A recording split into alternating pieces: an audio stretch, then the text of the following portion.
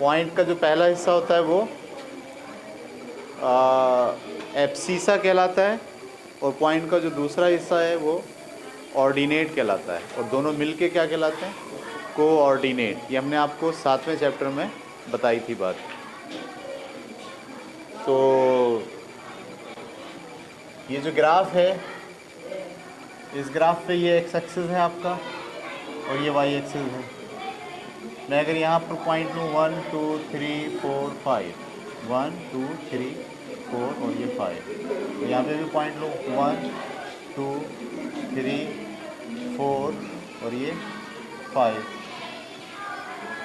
ठीक है। और एक पॉइंट लूँ 2,3 या 2,5, 2,5 ये होगा, क्या ख्याल है? और इस पॉइंट का नाम रखूँ ए, 2,5, और एक पॉइंट ये बनाओ 5,1, ये पॉइंट बी है और इसके कोऑर्डिनेट क्या है? 5,1।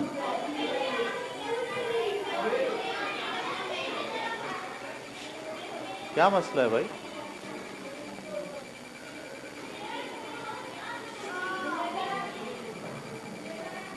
ठीक है, एक का पॉइंट है और ये कौन सा पॉइंट है? बी।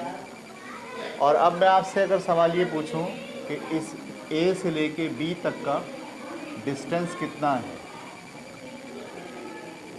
ठीक है, तो दो पॉइंट्स के दरमियान डिस्टेंस मालूम करना ही इस चैप्टर का मकसद है। सही, इस चैप्टर में आप दो पॉइंट्स के दरमियान डिस्टेंस मालूम करेंगे, फासला कितना है। ये पॉइंट कहाँ है? इस कोऑर्डिनेट से ज़ाहिर हो रहा है। ये पॉइंट कहाँ है? इस कोऑर्डिनेट से ज़ाहिर हो रहा है। अब सवाल ये है कि इन दो पॉइंट्स के दरमियान कितना डिस्टेंस है, ये हम कैसे पता चलाएंगे? सेंटीमीटर में। अगर ये सेंटीमीटर में है तो ये पॉइंट भी किस में होगा? सेंटीमीटर में फासला होगा। अगर ये आपने इंच में लिया है तो ये भी किस में होगा? इंच में होगा। अगर आपने ये मीटर में लिया है तो ये भी मीटर में। अगर ये आपने किलोमीटर में लिया है तो ये भी किलोमीटर में। गूगल मैप देखता है ना, ऊपर से दो पॉइंट दिखाता है, एक पॉइंट ये रहा, एक पॉइंट ये रहा, उसके दरमियान कितना डिस्टेंस है वो इसी फार्मूले से निकालता है। ये फार्मूला हम पढ़ने जा रहे हैं। तो पहले हम फार्मूला बनाएंगे कि फार्मूला है क्या। ये जो कोऑर्डिनेट हैं 2 और 5, इसको मैं मान रहा हूँ x1 और y1, और ये जो कोऑर्डिनेट है b, इसको क्या मान रहा हूँ? x2, y2। अच्छा, आप इन दोनों के दरमियान डिस्टेंस कैसे मालूम करेंगे? इसका एक तरीका ये है कि इसको यहाँ से ऐसे सीधा परपेंडिकुलर ड्रॉ करें और यहाँ से इसको ऐसे ड्रॉ कर लें, तो ये क्या बन गई? ये राइट एंगल ट्राइंगल बन गई। सही है, ये मैं आपको फिज़िक्स में भी पढ़ा चुका हूँ राइट एंगल ट्राइंगल के बारे में। तो ये बन गई एक राइट एंगल ट्राइंगल, ठीक है। इसमें ये वाली चीज़ क्या है? हाइपोटेन्यूस है। ये वाली चीज़ क्या है? बेस है। और ये वाली चीज़ क्या है? परपेंडिकुलर है, ठीक है। आप जानते हैं कि हाइपोटेन्यूस का जो स्क्वायर होता है वो बराबर होता है किसके? परपेंडिकुलर के स्क्वायर प्लस बेस के स्क्वायर के। ये बात हम बहुत तफसील से पढ़ चुके हैं। अब सवाल ये है कि इसका बेस कैसे पता चलेगा, ये कितना है? वैसे तो यहाँ से दिख रहा है, यहाँ से अंदर 1 2 और 3 है ना। और इसका ये परपेंडिकुलर कितना है? यहाँ से आता है 1 2 3 और ये 4 है। लेकिन ये पता कैसे चला? अगर आप गौर से देखें तो ये है 5, इस पॉइंट का ये क्या है? और ये वाला जो पॉइंट है इसका ये क्या है? 2। अगर 5 में से 2 निकाल दें तो 3 बचता है। ये समझ में आई बात आपको? अगर आपको ये मालूम करना है तो आपको इस 5 में से क्या निकालना पड़ेगा? ये वाला 2, क्योंकि इस पॉइंट का x कंपोनेंट 5 है और इस पॉइंट का x कंपोनेंट 2 है। तो अगर 5 में से 2 निकाल दें तो बाकी क्या बचेगा? बेस। इसका मतलब है x2 में से अगर x1 निकाल दें तो बेस आता है। तो यहाँ मैं फार्मूले की फॉर्म में लिख रहा हूँ x2 माइनस x1। ये समझ में आ गई बात आपको? इसी तरीके से अगर आप इसका देखें तो इस पॉइंट का ये क्या है? y, और इस पॉइंट का ये क्या है? 1। अगर 5 में से 1 निकाल दें तो क्या बचता है? 4। इसका मतलब है ये जो लाइन आती है ये कब आती है? जब 5 में से 1 को निकालते हैं, यानी y1 में से क्या निकालते हैं? y2 निकालते हैं। समझ में आई? या y2 में से क्या निकालते हैं, y1 निकालते हैं। तो इसका फार्मूले का यानी ये लाइन हमें पता चलती है y2 माइनस y1 से। ये बात आपको समझ में आ गई? इसका मतलब ये है कि अगर आप बेस मालूम करना चाहते हैं तो सेकंड पॉइंट के x कोऑर्डिनेट से फर्स्ट पॉइंट के x कोऑर्डिनेट को माइनस करते हैं तो बेस आ जाता है। और अगर आप इसका परपेंडिकुलर मालूम करना चाहते हैं तो सेकंड के कोऑर्डिनेट के y कंपोनेंट से फर्स्ट कोऑर्डिनेट का y कंपोनेंट माइनस कर देते हैं। Is it clear? अच्छा, अगर इस फार्मूले में आप रखें, आपको असल में निकालना है ये डिस्टेंस का मतलब h निकालना है। h स्क्वायर ऐसे लिखा, ये क्या है परपेंडिकुलर की जगह क्या लिखेंगे, y2 माइनस y1 का होल स्क्वायर। और बेस की जगह आप क्या लिखेंगे, x2 माइनस x1 का होल स्क्वायर। ये बात क्लियर हो रही है? तो इसका स्क्वायर को वहाँ ले जाइए, हाइपोटेन्यूज बराबर होगा अंडर रूट, इसको अगर मैं तरतीब से लिख लूँ, पहले x2 माइनस x1 का whole square plus y2 minus y1 का होल स्क्वायर। तो ये आपके पास एक फार्मूला आ गया कि जब भी आपको दो पॉइंट के दरमियान डिस्टेंस मालूम करना हो, ये वाला जो पॉइंट है इसका हमने नाम क्या रखा था, A, और ये वाले पॉइंट का नाम क्या रखा था, B। A और B के दरमियान जो डिस्टेंस है, ये जो लाइन है इसको, ये किसको शो कर रही है, इस लाइन को, AB की लाइन बराबर होगी under root x2 minus x1 का whole square plus y2 minus y1 का होल स्क्वायर। ये है वो बुनियादी फार्मूला जिसके ज़रिए से आप डिस्टेंस मालूम करते हैं। इस फार्मूले को आप कहते हैं डिस्टेंस फार्मूला। डिस्टेंस फार्मूला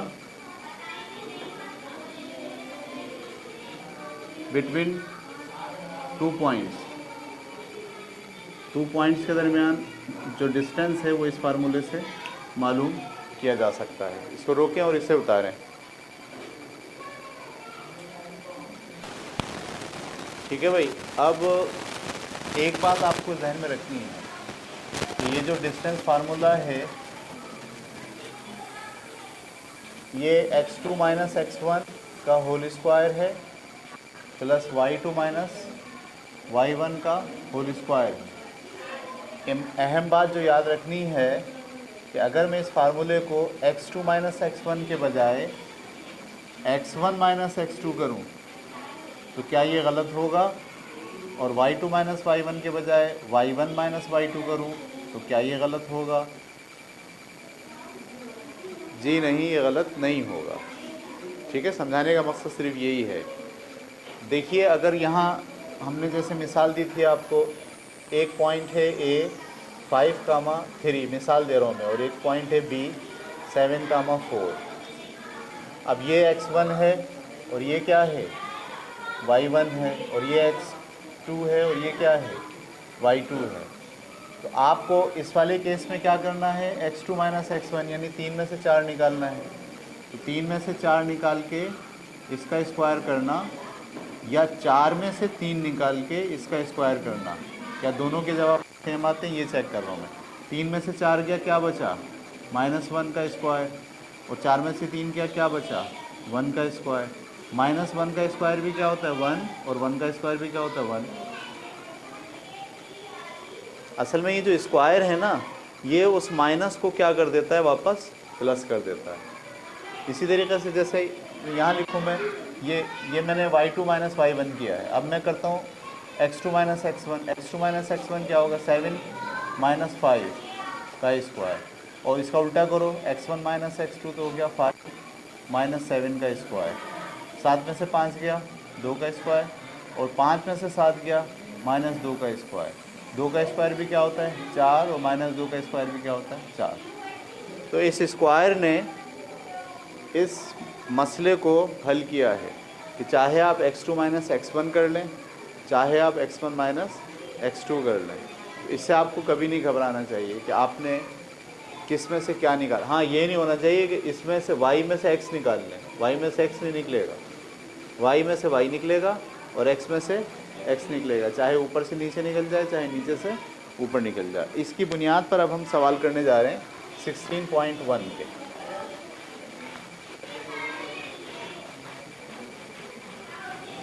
तो 16.1 में क्या कहा गया है? पहला सवाल पेज नंबर 254 पर, using distance formula find the distance between the following points. पहला सवाल दिया हुआ आपको, इसमें दो पेयर दिए हुए पॉइंट के, -4, 5 एंड और 6, 6। तो सबसे पहले आप पहले वाले पॉइंट को क्या मान लें?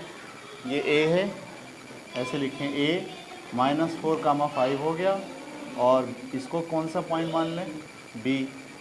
ये क्या हो जाएगा? 6, 6। अब आप जानते हैं ये वाली चीज़ क्या है? x1, y1, और ये वाली चीज़ क्या है?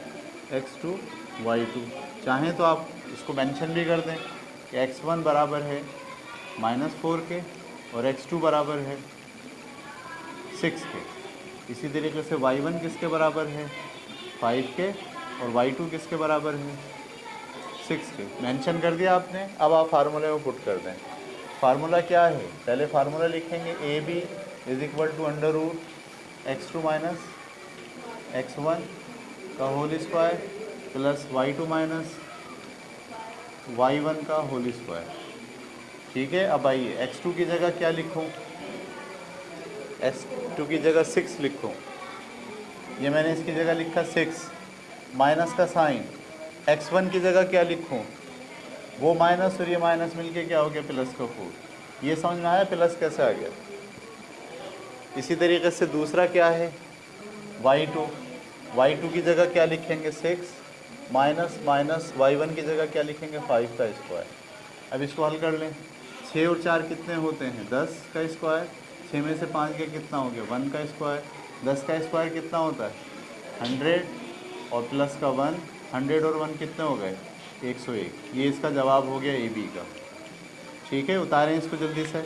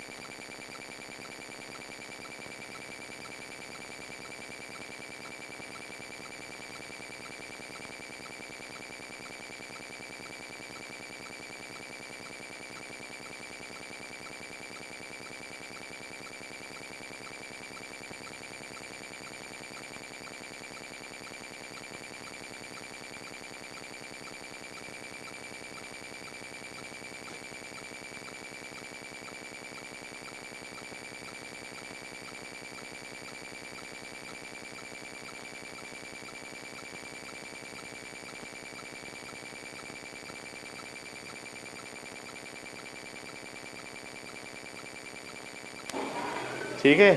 -4 का स्क्वायर 16, 16 और 9 कितने हो गए 25, और 25 का स्क्वायर क्या होगा 5। तो ए बी की वैल्यू क्या आ गई, ठीक है। यानी क्या करा हमने, पता चल गया आपको, ये सवाल दिया गया था, इसमें ये ए की वैल्यू ये बी की वैल्यू, हमने इसमें ए की जगह ए की वैल्यू पुट करी, बी की जगह पर बी की वैल्यू पुट करी, और अपना x1 और x2 निकाल लिया, y1 और y2 निकाल लिया, और फिर फार्मूले में रख के हल कर लिया। उतारें इसे जल्दी से।